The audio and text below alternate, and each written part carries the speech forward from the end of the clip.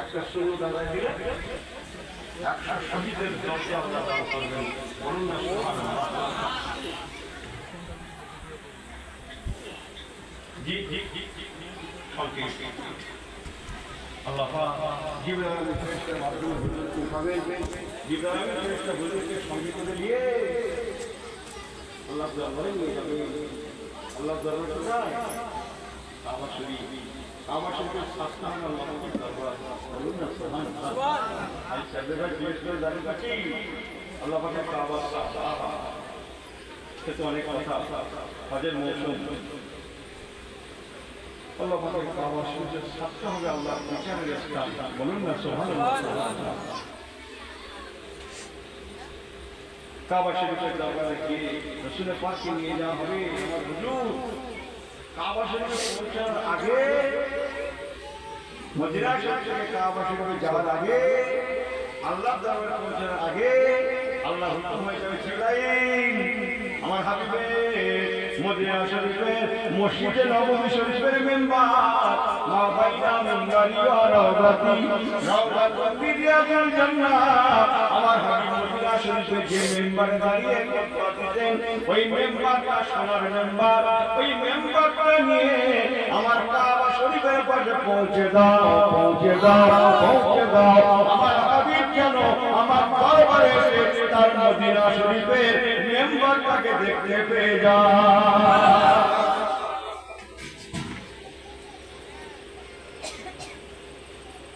রাসূলুল্লাহ কাবা শরীফে পৌঁছে আশ্চর্য হয়ে গেলেন। বলুন না সুবহানাল্লাহ। এটা আমার মদিনার মেম্বার দেখছে, এটা আমার রিয়াজুল জান্নাহ মেম্বার দেখছে। যেটা বলুন না সুবহানাল্লাহ। সেই মেম্বার শরীফ যাতে আমি সংক্ষেপ আমার মাথায় টুপি নেই। জি জি জি জি সংক্ষেপ রাসূলুল্লাহ ইত্যাদি অনেক কথা এটাকে বের কর। হুজুরে পাক সাল্লাল্লাহু আলাইহি ওয়াসাল্লাম ময়দানে মাশারে আল্লাহ পাকের দরবারে যারা বলবেন तमाम রাসূলগণেরা আমার নবী উম্মতের খাতায় নাম লিখিয়ে তবে আল্লাহর জান্নাতে যাবেন। বলুন না সুবহানাল্লাহ। আমি আমার বলা বক্তব্য আমার রাসূলুল্লাহ সিরাজুম মুনীরা সুবহানাল্লাহ। সেই নবী দো জাহান দুনিয়ায় আসলেন, নূরুন নবী দুনিয়ায় আসলেন। 53 বছর মদিনা মক্কাতুল মুআজ্জামা, মাত্র 10 বছর মক্কাতুল মুআজ্জামা মদিনাতুল মুনাওয়ারা আমার রাসূলুল্লাহ মদিনা শরীফে গেলেন।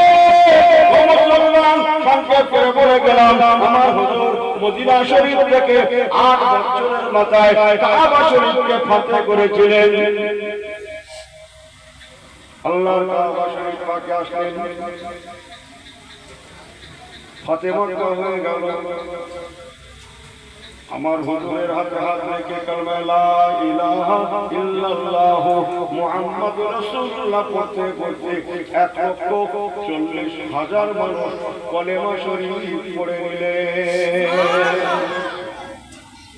1,40,000 আল্লাহ নবী যেন দুনিয়ার বাদশাহ, নবী কামলিওয়ালা উম্মতদের শেখাচ্ছেন বাবারা খবরদার আল্লাহকে ভুলে যাবে না। রুজিকে কিসমতের জন্য যেন আল্লাহকে ভুলে যাবে না, কেননা আল্লাহ পাক বলেন হুয়ার রাজ্জাকুল ইবাদ, রুজির মালিক হচ্ছেন আল্লাহ। রুজির মালিক কে? জোরে বলে রুজির মালিক কে?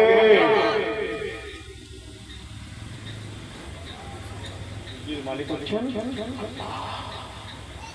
বাবারা। আমার রেখো আমি রাসূলুল্লাহ চাইলে পরে উহুদ পাহাড়টা আল্লাহ পাক আমার জন্য সোনায় পরিণত করে দিতেন, তথাপি আমি গরিব হালাতে দুনিয়া করে গেলাম যাতে করে তোমরা দুনিয়ার মায়ায় পড়ে আল্লাহ আল্লাহ রাসূলকে ভুলে না যাও। ও দুনিয়া এমন একটা জায়গা দুনিয়ায় থাকলে গোনা হবেই হবে। দুনিয়া থাকলে গোনা হবে। আল্লাহ নবী বলেন বাবারা, সেই ব্যক্তি আল্লাহ পাকের কাছে বড় প্রিয় যে ব্যক্তিটা গোনা করে সঙ্গে সঙ্গে গোনা করার পরে অনুতপ্ত হয়ে আল্লাহ পাকের দরবারে তওবা করে নিজের গোনা খাতা থেকে ক্ষমা চায়। আল্লাহ মাফ করে দেন, আল্লাহ আপনি ক্ষমা করেন, আল্লাহ মাফ করে দেন। আমার রাসূলুল্লাহ বলেন বাবারা, আমি নবী মুহাম্মদ সাল্লাল্লাহু আলাইহি সাল্লাম তোমাদের মাঝে আল্লাহ পাক আমাকে পাঠিয়েছেন, তোমরা আমাকে দেখে শিক্ষা নাও। আমার রাসূলুল্লাহ তোমার দর্শ দেখে গেলেন, কেমনটা হয় না হবে না হতে পারে না। তিনি যেমন অভাবী মানুষ, তেনার ফ্যামিলিও তেমন, তেনার মেয়ে জামাইও তেমন, নাতি নাতনিও তেমন, তথাপিও তারা কোনোদিন আল্লাহ আল্লাহ রাসূলকে ভুলে যাবেন না। আল্লাহ নবী বলেছিলেন, আল্লাহুম্মা আইনি মিসকিনা ওয়া মিতরি মিসকিনা ওয়া শুরনি ফি জুমরাতিল মাসাকিন ইয়াউমাল কিয়ামা। আল্লাহ আল্লাহ আল্লাহ, আপনি আমাকে গরীব গোরাবাদের সঙ্গে বাঁচিয়ে রাখুন, গরীবী হালাতে মওত দেবেন। আমরা যত মানুষ দুনিয়াতে আছি, আল্লাহ কোরআন পাকে বলেছেন, আল্লাহু গনিয়্য, আমি একমাত্র ধনী, ওয়া আনতুমুল ফুকারা, তোমরা সবাই গরীব ফকিরি, তোমার গাড়ি বাড়ি দোকান মাকান আমি আল্লাহ দয়া করে দান করেছি। অতএব বান্দারে, আমি আল্লাহকে জানো, তোমরা ভুলে যেও না, আমি আল্লাহ পাক হচ্ছি আহকামুল হাকিমিন।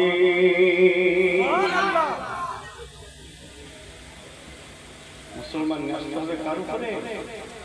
পাকান হাত আলাইনা নাসুল মুমিনিন। চলে বললেন না সুবহানাল্লাহ। মুমিনদের জন্য আল্লাহই যথেষ্ট, আমাদের জন্য কে যথেষ্ট? এটা করেছে কে? টোটোর চাবি যে ওই শুকে যে রেতে ওই যে কাকুইরাকে হতে ওই রেখেছিলাম একসাথে, তাই রেখে দিয়েছি। রাস্তার ঘরে, রাস্তার ধারে ঘরে চাবি ঘরেই আছে তো মনে হয়।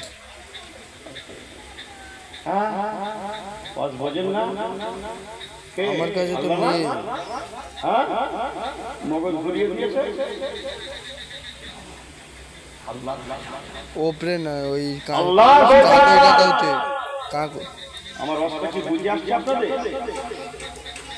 যে আমি সব বলতে পারছি, আল্লাহ তো আমাদের দিকে পাঠাবে, তাহলে আপনি আল্লাহকে বলছেন, আপনি রাসূলুল্লাহকে দেখেন।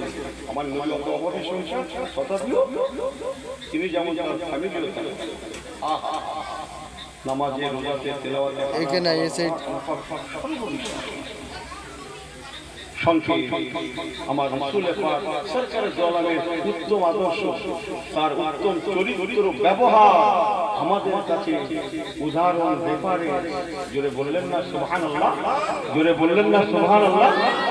আমার নবী পাক সাল্লাল্লাহু আলাইহি সাল্লাম হুজুর আমার ফরমাতেন, বাবারা আল্লাহ পাক আমি রাসূলুল্লাহ আমাকে তোমাদের জন্য ইন্নামা বুইসতু মুআল্লিমা, তোমাদের জন্য আল্লাহ পাক আমি রাসূলুল্লাহ,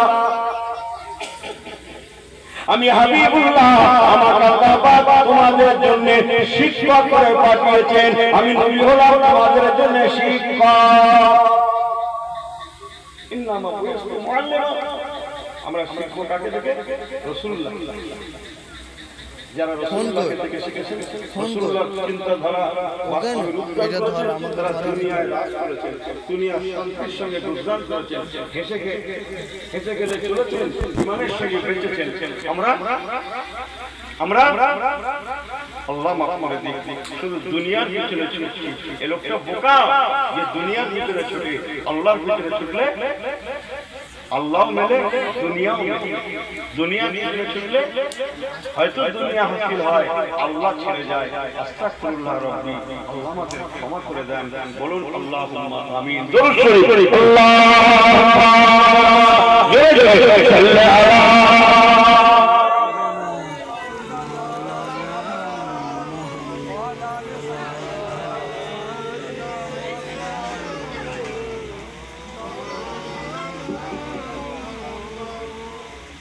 আল্লাহ। আমার হুজুর যেমন তার ইস্তাফতা হলো, যারা বললেন না সুবহানাল্লাহ, আমার হুজুর যেমন তার ইস্তাফতা হলো। তাই বলে ভাববেন না যে দেগঙ্গা হুজুর এসে শুধু নামাজ আর রোজার কথা বলে গেল, নাউযুবিল্লাহি মিন যালিক। আমি বলতে ভালোবাসি, তাই বলি, আবার একবার বলি হুজুরের হাসি খুশি জিন্দেগি, খুশ মেজাজি জিন্দেগি শুনলে জান ঠান্ডা হয়ে যাবে। রাসূলুল্লাহ মদিনা শরীফে ফজরের নামাজ পড়লেন। অনেক কথা ছোট্ট করে বলছি।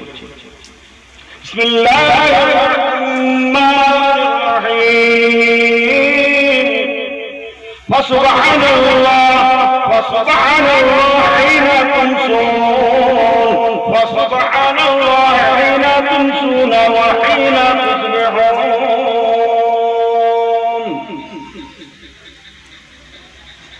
ফজরের নামাজ তুসবিহুন, ফজরের নামাজ নামাজের পরে শুনছেন না আপনারা? একটু বেলা উঠে গেল, রাসূলুল্লাহ দোয়া করেন, সব মুসলিমরা শুনছিলেন, শেষ দোয়া করেন, সব সাহাবীরা রাসূলুল্লাহ জানেন, জানা জানা কুলিয়ে রাখেন। রাসূলুল্লাহ জানেন, তখনও বসে আছেন। তাই নবী পাকের পরে কজন সাহাবী খলিফা হয়েছিলেন ভাই? জোরে বলেন, জোরে বলেন, কজন? একটু হাত উঁচু করে দেখান তো, চার দেখান তো, সবাই যারা ঘুমোচ্ছেন তাদেরকেও বলছেন।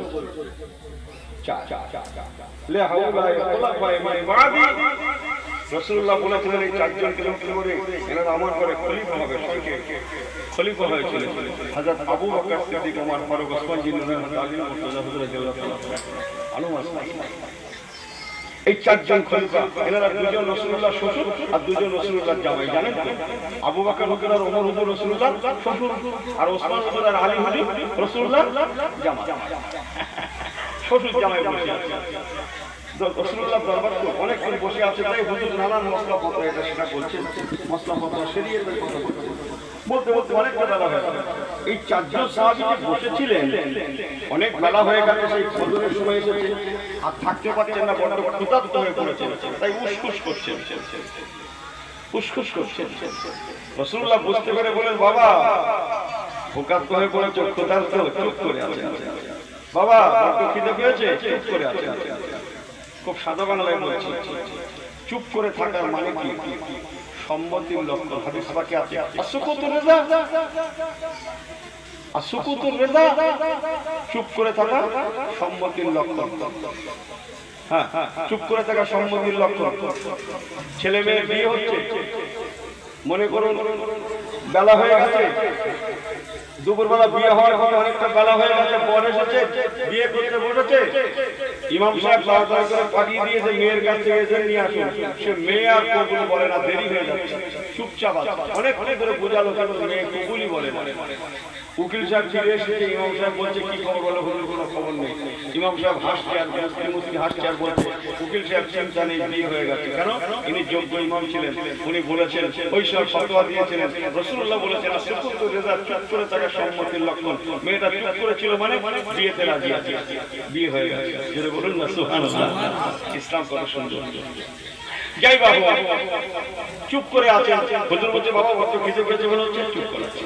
আল্লাহ নবী বলছে, বাবা তোরা ফজরে আল্লাহকে নবী করেছো, সিজদা করেছো, আর কাউমা নকিন। বান্দা যখন আল্লাহকে রুজি দেয়, আল্লাহ তখন বান্দা রুজির দায়িত্ব নিয়ে নেয়। জোরে বলেন না সুবহানাল্লাহ। বান্দা যখন আল্লাহকে সিজদা দেয়, বান্দা তখন আল্লাহ নিরাপত্তার দায়িত্ব নিয়ে নেয়। সুবহানাল্লাহ। বাবা আবু বকর, ও বাবা বাবারা, তোমরা আল্লাহকে রুজি করেছিলে, আমার বিশ্বাস আছে আল্লাহ পাক রুজির মালিক। ওয়া মা দাব্বাতিন ফিল আরদি ইল্লা আলাল্লাহি রিজকুহা। আল্লাহ পাক রুজির মালিক, তিনি রুজি মেলাবেই মেলাবে। বলে সুবহানাল্লাহ। আরেকটু করে বলে সুবহানাল্লাহ। বলতে বলতে একজন এক কাঁদি কর্মা খেজুর কাঁদি কেটে, বাগা কেটে কেটে, বাগা কেটে কাঁদি কেটে, কাঁধে করে নিয়ে হেঁটে হেঁটে, ইয়া রাসূলুল্লাহ হুজুর আপনার নেক দিয়ে আল্লাহ একটা বাগান দিয়েছিল, খোরমা বলেছিল, যেটা পেকেছিল কাঁদিটা কেটে আপনার জেনে চলছে বরকতের জন্য দোয়া করে। রাসূলুল্লাহ দোয়া করে দিলেন, তিনি চলে গেলেন। রাসূলুল্লাহ মুস্কি হাসছে আর বলছে, তোমাদের নবীর মুখের মুখে মুখে রয়ে গেল আল্লাহর হুজুর মালিক বাড়ি কার সুন্দর রুজি আল্লাহ মিলে চলো চলো চলো বাইরে চলো চলো সবাই মিলে সুন্দর রুজি সবাই মিলে আনন্দ করে খাও।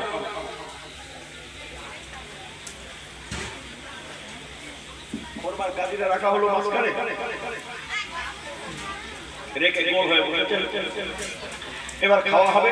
হুজুর বলছে, বাবা ইসলাম পরিষ্কার পরিচ্ছন্নতার ধর্ম, আল্লাহু তাহির, ইসলাম পবিত্রতার ধর্ম, ইন্নাল্লাহা ইউহিব্বুত তাওয়াবিন ওয়া ইউহিব্বুল মুতাতাহহিরিন। যে পরিষ্কার পরিচ্ছন্নতা ইসলামের অঙ্গ। তো খোরমা খাবে আর দানা ছুঁড়ে ছুঁড়ে ফেলবে, পরিবেশ নষ্ট হবে। অন্য সম্প্রদায়রা বলবে মুসলিমরা নোংরা, যেখানে খায় সেখানে নোংরা করে। না না না, ক্ষমতা করবে না, খোরমা খাবে, দানা পাশে রাখবে, পরে ফেলা যাবে। জি হুজুর, যে কথা সেই খাওয়া শুরু হয়ে গেল। সংক্ষেপ বলছি, খাওয়া হচ্ছে, রাসূলুল্লাহ খাচ্ছেন। রাসূলুল্লাহর পাশে আলী মুর্তজা হুজুর বসে আছে, তার পাশে ওসমান হুজুর, তার পাশে ওমর হুজুর, তার পাশে আবু বকর হুজুর বসে আছে। আবু বকর হুজুর খোরমা খায়, দানা পাশে রাখেন। ওমর হুজুর খান দানা পাশে রাখেন, ওসমান হুজুর খান দানা পাশে রাখেন, আলী হুজুর খোরমা খান দানা পাশে রাখেন। লেকিন রাসূলুল্লাহ যখন খাচ্ছেন, ভালো করে শুনেন, বড় মজার কথা, রাসূলুল্লাহ খাচ্ছেন আর হুজুর নিজের খোরমার দানাগুলো নিজের পাশে না রেখে জামাইয়ের সঙ্গে আনন্দ করবে বলে গোপনে গোপনে হাতটা পিছন দিক দিয়ে লম্বা করে লুকিয়ে লুকিয়ে গোপনে গোপনে ছোট জামাই আলীর রঙে মিশিয়ে দিচ্ছে দান। আর হুজুর মাঝে মাঝে আপন ভাষায় বলছে, খাও বাবা খাও, যত বড় খাও, যা হওয়ার শ্বশুর জামাই হয়ে যাবে। শ্বশুর জামাই কি আছে, যা হবে খাওয়া হয়ে গেল। হুজুর বলছে, এবার দানা ফেলতে যাবে, উঠিয়েছে। রাসূলুল্লাহ বলে, রাখো বাবা, আবু বকর ওমর, কেন হুজুর? বলে, বাবা কেন বুঝিনি, দানা দানা দানা কোনো কেন? আরে বাবা, যা দানা বেশি হবে তাকে আমরা পেটু বলে ডাকবো, বেশি খাই বলে আনন্দ করবো। বলছে আল্লাহ, সবাই তো পেরেছে না, সবাই হচ্ছে আল্লাহ যেন দুটো দানা কমায়, ইজ্জত যেন রক্ষা হয়। আবু বকর হুজুর খোরমার দানা গুনছে, ওমর হুজুর দানা গুনছে, সবাই গুনছে। রাসূলুল্লাহ বলছে, বাবা ভালো করে করো, যা হওয়া শ্বশুর জামাই হয়ে যাবে, যা হওয়া শ্বশুর জামাই হয়ে যাবে। কি হবে এখন কেউ কিছু বলে না। 100 দানা গোনা হচ্ছে। এবার আলী মুর্তজা হুজুরের খোরমার দানা গোনার পালা। দেখা গেল পাশে ডবল দানা। জোরে বলুন না সুবহানাল্লাহ। ও ভাই মোবাইল রাখেন।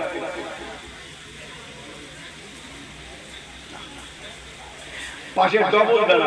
রাসূলুল্লাহ বলে, বাবা আবু বকর, জি হুজুর, সবাই দেখো, আমার ছোট জামাই দেখো কত বড় পেটুক, দেখো দুজনের খাওয়া খেয়ে ডবল দানা, আমার পেটুক জামাই।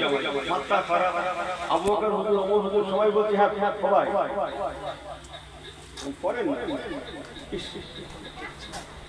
যতটা এত সুন্দর হচ্ছিল আপনার বয়স হলো জি জি জি জি আমার পেটুক জামাই। সবাই বলছে আবু বকর হুজুর বলছে, সত্যি তো পেটুক। আলী মুর্তজা পেটুক পেটুক সবাই পেটুক পেটুক করছে। আলী মুর্তজা হুজুর বোকা মতো হয়ে গেল, কি হলো, এত তো খোরমা খাইনি, দানা কি করে হলো? দেখি তো রাসূলুল্লাহ পাকের কত দানা, দেখবো একবার। জামাইও সেই রকম, সবাই পেটুক বলছিল, রাগেন না কিন্তু, যেমন শ্বশুর তেমন জামাই, রাগেন না বলে। আহা, আমরা হলে তো মেঝে মেঝে কেঁপে যেতে, বুঝলে না কথা। ফিরে দেখে রাসূলুল্লাহর দিকে, আর চোখে ফিরে দেখে একটাও দানা নেই। জোরে বলুন না সুবহানাল্লাহ। আলী মুর্তজা হুজুরের বোঝা হয়ে গেছে, আমার শ্বশুর আব্বার কাজ। হুজুর খেয়েছে আর কোন গোপনে গোপনে লুকিয়ে দানা আমার লগে মিশিয়ে আনন্দ করছে। তো ঠিক আছে, আমিও শ্বশুরের সঙ্গে আনন্দ করবো। জোরে বলবেন না সুবহানাল্লাহ। কি সুন্দর জিন্দেগি জীবনে আমরা পেয়েছি, পাইনি। তো আলী মুর্তজা হুজুর, এই বাচ্চাগুলোকে হঠাৎ আমার একটু কষ্ট হচ্ছে, আপনারা বোঝেন, পরিবেশ নষ্ট হলে আমার বড্ড কষ্ট হয়। এই বাচ্চাগুলোকে বাড়ি বাড়িতে পারলেন না, পরিবেশ নষ্ট হলে আমার খুব কষ্ট হয়। খুব সুন্দর পরিবেশ ছিল। এখন হযরত আলী মুর্তজা রাদিয়াল্লাহু তাআলা ফিরে দেখে রাসূলুল্লাহর দিকে, ফিরে দেখেন দানা নেই। হুজুর বুঝে গেছেন আমার শ্বশুর আব্বার কাজ, উনি খেয়েছেন, গোপনে দানা আমার লগে মিশিয়ে আনন্দ করে। ঠিক আছে, আমিও আনন্দ করব। আলী মুর্তজা মুখে হাতটা দিয়ে মুস্কি মুস্কি হাসছে, বলছে, হুজুর একটা কথা বলবো? হ্যাঁ বলে হুজুর বেয়াদবি ক্ষমা করুন হুজুর, আমি ডবল কোরমা খেতে পারি, ডবল দানা হতে পারে, কিন্তু আমার রাসূলুল্লাহ তো আমাদের সঙ্গে সমজোরে কোরমা খেলেন, একটা তো দানা নেই, দানাগুলো গেল কোথায়? তাহলে নিশ্চয়ই রাসূলুল্লাহ বেশি পেটু আমাদের থেকে পেটু বিধি না হবেন, দানাগুলো গেল কোথায়? হুজুর বেশি পেটু বলে কোরমাও খেয়েছেন, দানা খেয়ে নিয়েছে, কথা যুক্তি আছে, কথা বলেন না? হযরত আলী মুসরি রাদিয়াল্লাহু তাআলা বলছে হুজুর বেয়াদবি ক্ষমা করবেন, ইয়া রাসূলুল্লাহ হাবিবাল্লাহ, ইয়া রাসূলুল্লাহ হাবিবাল্লাহ, আমার বেয়াদবি ক্ষমা করে দেবেন যদি বলতে ভুল করি। আল্লাহ মুসকি এসে বলেন বাবা আলী মুর্তজা, সত্যই আল্লাহ পাক তোমাকে বড় দরজাওয়ালা আলী করেছেন, জোরে বলো সুবহানাল্লাহ, আরেকটু জোরে বলো সুবহানাল্লাহ। আলী মুর্তজা শ্বশুর আব্বার সঙ্গে আনন্দ করছেন, ইয়া রাসূলুল্লাহ হাবিবাল্লাহ, আপনিও খেয়েছেন কোরমা কিন্তু দানা নাই, পাশে দানা নাই, আপনি বেশি বেশি পেটু গেলে দানাগুলো গেল, আপনি কোরমা সঙ্গে এই জন্যই আল্লাহ বললেন